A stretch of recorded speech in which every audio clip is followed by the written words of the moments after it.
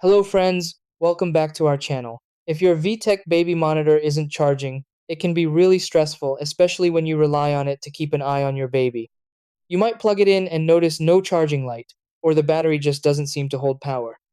This issue is usually caused by something simple like a loose connection, worn out cable, dirty charging contacts, or battery wear over time.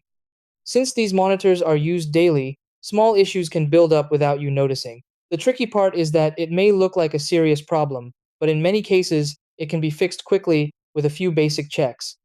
Once you go through the right steps, your monitor will often start charging normally again. Try these. Step 1. Check that the charging cable and adapter are properly connected. Step 2. Unplug and reconnect the monitor to ensure a firm connection. Step 3. Clean the charging port and contacts to remove dust or debris. Step 4. Try a different power outlet or charger to rule out faults. Step 5. Let the monitor charge for a longer time if the battery is fully drained.